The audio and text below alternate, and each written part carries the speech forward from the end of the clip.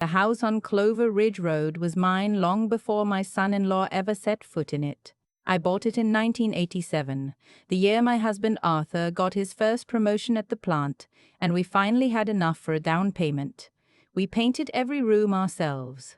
I still remember standing on a step stool in the kitchen, rolling pale yellow over the old brown walls, Arthur handing me the tray and telling me I'd missed a spot near the ceiling. We laughed about that for years. I raised 2 children in that house. I buried a husband from that house. And for 31 years I kept it the way Arthur would have wanted. Clean, warm, every light bill paid on time, every repair handled before it became a problem. The furnace, the roof, the gutters. I didn't wait for someone to come fix things for me. I figured it out.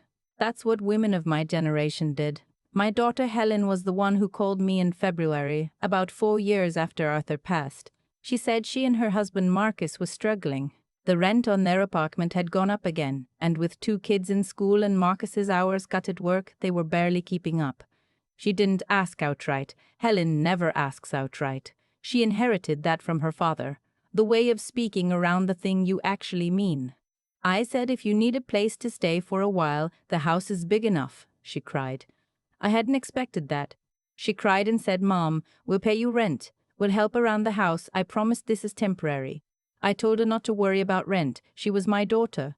That was my first mistake. Not letting them move in. I don't regret that. I regret the word temporary and how quickly we both stopped meaning it. Marcus had always been polite enough around me before they moved in. Not warm, exactly. He was the kind of man who shook hands with his wife's mother at Christmas and considered that sufficient, but civil. I thought civil was fine. I'd never expected to love him like a son. I just needed to know Helen had chosen someone decent. The first few months were manageable. The kids, Lily and Noah, were 7 and 9 at the time, and having them around made the house feel full in a way it hadn't since my own children grew up. I cooked for them most nights. I helped with homework. I drove Lily to her Thursday piano lessons because Helen worked late on Thursdays, and Marcus said he had things to handle. I didn't ask what things. I should have asked. The comments started small. That's how it always starts, I think. Small enough that you keep telling yourself you're being too sensitive. The first one was about the grocery list. I'd bought a certain brand of orange juice, the kind with extra pulp, the kind I'd been buying for 40 years. Marcus looked at the carton in the refrigerator one morning and said, "Nobody here actually likes this kind." I said I liked it. He looked at me the way you look at a child who has said something slightly embarrassing in public, and he didn't respond. Then there was the matter of the master bedroom. Arthur and I had shared that room for 26 years. It had the big windows that faced the backyard, the ones that let in the morning light, and the attached bathroom with the clawfoot tub that Arthur had surprised me with when we renovated in 2002. After Arthur died, I'd moved to the smaller room at the end of the hall because I couldn't sleep in that bed without him, but it was still my room. My name was still on everything. 3 months after they moved in, Marcus mentioned, very casually, over dinner, that it was a waste to leave the master bedroom sitting empty. He said it like he was making a practical observation. He said their room was too small for the 2 of them and that the kids were right next door so they could hear everything, and wouldn't it just make more sense? Helen looked at her plate. I told him I'd think about it. I gave them the room 2 weeks later because Helen asked me herself quietly in the kitchen when Marcus was out. She said it would help things. I understood what she meant, that it would keep the peace. So I moved back into the small room at the end of the hall, and I told myself it was fine. The room had a window. It had a closet. I didn't need much space, but I noticed something shift after that. It was subtle at first, the way authority moves in a house. Marcus started making decisions without mentioning them to me. He rearranged the garage. He changed the Wi-Fi password and took 4 days to tell me the new one. He started referring to the house in conversation with his friends as our place. I heard him on the phone once, standing in the kitchen. "Yeah, come by our place Saturday, we'll watch the game." Our place. I let it go. I told myself it was just a figure of speech. The figure of speech got louder over time. By the 2nd year, the comments had moved from passive to direct. If I was watching the evening news in the living room when Marcus came home, he'd stand in the doorway with his hand on the remote and not quite ask me to leave. If I used the kitchen after 8 o'clock, just making tea, just heating something small, he'd come in and start making a production of cleaning the counters, sighing, opening cabinets, making his presence loud enough that I always ended up taking my cup back to my room. He'd never once raised his voice at me. Not yet. I want to be clear about the timeline because it matters. The voice came in the 3rd year. It was a Wednesday evening in October. I remember because Lily had a school project due the next day and we'd spent the afternoon together at the kitchen table, cutting out pictures from old magazines and gluing them onto poster board. She'd wanted to make a collage about endangered animals. I'd found her an old National Geographic, and she'd been delighted by it, the way children are delighted by things that feel slightly old and important. Marcus came home at 6:30. Dinner was already on the table. I'd made pot roast because Noah had asked for it, and I'd made enough for everyone, the way I always did. I was setting out the last of the rolls when Marcus walked into the dining room, looked at me and said, loudly enough that all 4 of us heard it clearly, "Are we really going to let her eat us out of house and home every single night?" Lily stopped coloring. Noah looked up from his phone. Helen said his name once quietly. He didn't stop. He said I contributed nothing, that I sat around all day while Helen worked and he worked, and the least I could do was make myself useful or make myself scarce.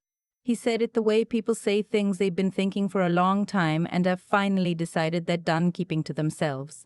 I put down the basket of rolls. I looked at my daughter. She was looking at her hands. I said, "Excuse me," and I walked down the hall to my room. I sat on the edge of my bed, the twin bed I'd bought second-hand when I gave them the master, and I stayed very still for a long time. The house was quiet except for the sound of silverware and, after a while, Noah asking if he could have more potatoes. I didn't cry.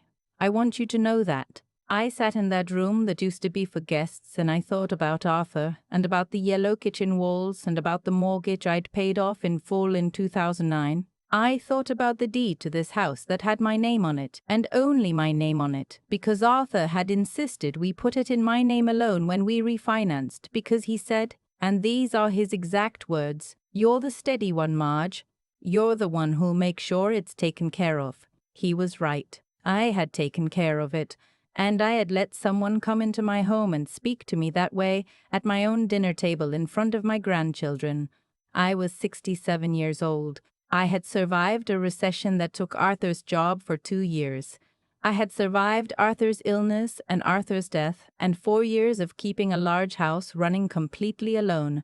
I was not going to sit on that twin bed and feel small in my own house for one more night. I picked up my phone and I called my friend Claudia.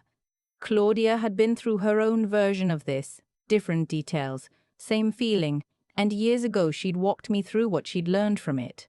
She'd given me the number of an attorney named James Holloway, whom she described as thorough and completely without sentiment, which was exactly what I needed.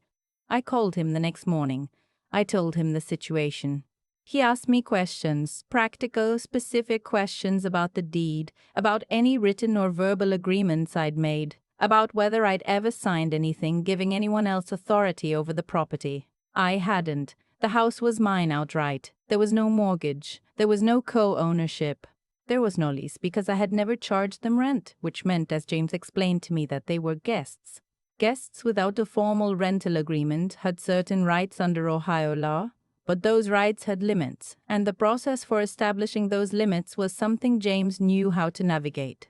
I told James I wasn't ready to act yet. I asked him to help me understand what my options were.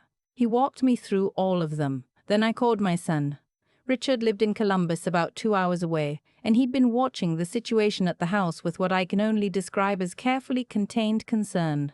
He'd never liked Marcus. He'd told me so plainly once about a year after the wedding, but he respected that it wasn't his marriage, and he'd kept his opinions quiet. When I told him what Marcus had said at the dinner table, there was a long silence. Then he said, "Mom, I've been waiting for you to call." He drove down that weekend. He stayed in a hotel because there was no room for him in my house, which told its own story. We sat in Claudia's backyard because I didn't want to have the conversation in a place where someone might overhear it. I laid out everything I discussed with James. Richard listened. He asked a few questions. Then he said, "Whatever you decide, I'm with you." I decided. I want to say it felt dramatic. The deciding. It didn't. It felt very quiet, the way the most certain things often do. The first step was practical. I opened a new bank account at a different institution, not the one I'd used for 30 years, the one where Marcus had once, very helpfully, offered to help me understand my online banking. The account where my Social Security deposited every month. I moved those deposits to the new account. I also spoke with my financial advisor about some other matters. The investments Arthur and I had held jointly that had passed to me, which I had never mentioned to Helen or Marcus because it was not their business, and had never been their business. I called James again. I told him I was ready. He sent them a letter, formal, legal, very precise. It explained, in the language that such letters use, that the property at Clover Ridge Road was my private residence, that they were residing there as guests without a formal lease agreement, and that per Ohio law they would be required to vacate within 60 days, unless a formal rental agreement at fair market rate, which James had helpfully included, was signed by all parties. The fair market rate for a 4-bedroom house in our neighborhood was $2,300 a month. Marcus received the letter on a Thursday. I know this because I heard him on the phone about 20 minutes after he came home from work, his voice carrying from the kitchen all the way down to my room. He was talking to someone, I don't know who, and he said, "She can't do this, it's not legal, she can't just." And then his voice dropped and I heard him say, "What do you mean she can?" Helen came to my room that evening. She knocked, which she'd always done, and I told her to come in. She sat in the chair by the window, the one I'd brought from the living room months ago because it was my favorite chair, and I needed somewhere comfortable to sit in the room that had become my primary space in my own home. She looked tired. I felt sorry for her. I want to be honest about that. She was caught between her husband and her mother, and I understood how painful that was, because I had loved her enough to let it go on far longer than I should have. She said, "Mom, why didn't you just talk to us?" I told her that I had, that I'd been speaking in my way for 3 years and that no one had found it necessary to listen. She started to cry. She said they couldn't afford $2,300. I told her that wasn't something I had the ability to fix. She asked what I wanted. I told her I wanted my house back. I told her that if Marcus was willing to sit down and have a real conversation, not a dinner table performance, but an actual conversation about what living in someone else's home required of a person, then we could discuss what a different arrangement might look like, but that I would not continue to be treated the way I had been treated in my own home, and that I had stopped being willing to disappear into the back room and be grateful for the privilege of it. She cried for a while longer. Then she left. Marcus did not speak to me for 11 days. I counted. What happened next? I have to be careful about how I say this because I don't want to sound triumphant in a way that ignores the pain in it. Because there was pain in it, real and complicated pain, and Helen and I have spent the last year slowly finding our way back to each other. But here is what happened. Marcus had been, during the time they lived with me, making some financial decisions that were not entirely sound. I did not know the details of this at the time. I learned them later. What I knew on a Tuesday about 3 weeks after the letter was that I heard my phone ring at 7 in the morning. And it was Helen calling, and she said Marcus needed to talk to me. He came to my room. He knocked. He stood in the doorway. This man who had told a table of people that I contributed nothing, who had made me feel like a stranger in the house where I'd raised my children. And he looked smaller than I had ever seen him look. He said he was sorry. I believe he meant it, or at least a version of it, the version that was sorry for the consequences. Whether he was sorry for the actual thing, for the way a person can be slowly made invisible in their own life, I don't know. That's something between him and whatever conscience he has. What I know is what I told him. I said I've lived in this house for 36 years. I painted these walls. I replaced this roof. I planted every tree in that backyard. My husband died in this house and I stayed here because it was home and because I believed I had enough room in it for the people I loved. I paused.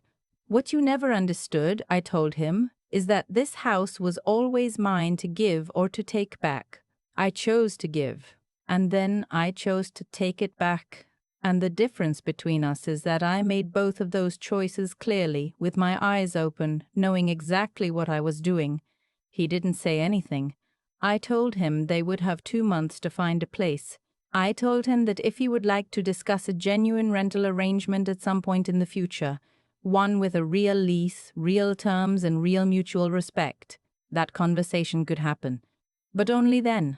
They moved out in December. Helen and I talked through most of it. It was hard. She had to make choices that were hers to make, and I respected that, even when I disagreed. She calls me every Sunday now. Last month she drove up to have lunch with me, just the two of us, no children, no husbands, and we sat at the kitchen table with the yellow walls. I'd repainted them, same color. And she held her coffee cup with both hands the way she's done since she was a teenager. And she said, "I'm sorry I didn't say something sooner." I told her the same thing I believe with my whole heart. I said, "You're saying it now. The house on Clover Ridge Road is mine." It was mine when Arthur and I drove up to it in the summer of 1987 with a key the realtor had handed us in a plain white envelope. It was mine when I shoveled the driveway alone that first winter he was gone. It is mine now, on Tuesday mornings when I drink my coffee in the kitchen, and the light comes in the way it always has. I am 68 years old. I have a deed with my name on it, a financial advisor who knows exactly what I own, and an attorney whose number is saved in my phone. And I have my favorite chair back in the living room where it belongs. I've thought a lot about what made Marcus believe he could speak to me that way. Not in an angry way. I'm past the anger now, but in the way you think about something when you're trying to actually understand it, because understanding it is the only way to make sure you don't end up in the same situation twice. I think he believed it because I had let him. Not all at once, but gradually, in the small surrenders that felt like kindness at the time. The orange juice I stopped buying, the bedroom I handed over without a fight, the evenings I spent in the back room with my tea so no one would feel crowded. I thought I was being generous. What I was actually doing was teaching him that my comfort was negotiable. That's the thing about how we treat people. They learn from it. Every time I accommodated something that should not have been accommodated, Marcus learned that I would accommodate the next thing too. I wasn't being generous. I was setting a precedent, and by the time he sat at my dinner table and said what he said, he had 3 years of evidence telling him I would absorb it. What I had to reckon with, and this took me longer than I'd like to admit, was that I'd played a role in that, not in his behavior. His behavior was his, but in the conditions that allowed it to continue. I had been so focused on keeping peace that I had forgotten the difference between peace and silence. They are not the same thing. Peace is something two people build together. Silence is what one person maintains so the other doesn't have to feel uncomfortable. I had been maintaining silence for 3 years and calling it love. When I finally called James, when I finally let the legal reality of the situation speak in a language Marcus couldn't dismiss, I wasn't doing something cruel. I was doing something honest. I was saying, this is what is real.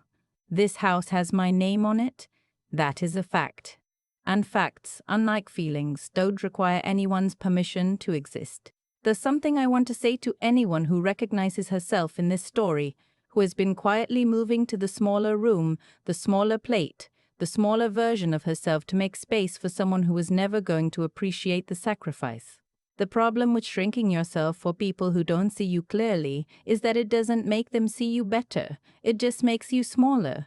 Arthur used to say that a person's word and a person's deed have to match, or eventually, neither one means anything. He was talking about business when he said it, but I've come to believe it applies to everything. I said I loved my family. But for 3 years my deeds said that my own dignity was less important than avoiding a difficult conversation. Those two things didn't match, and the cost of that mismatch was 3 years of slow erasure in my own home. What I know now, sitting at my kitchen table in the morning light, is that self-respect is not selfishness.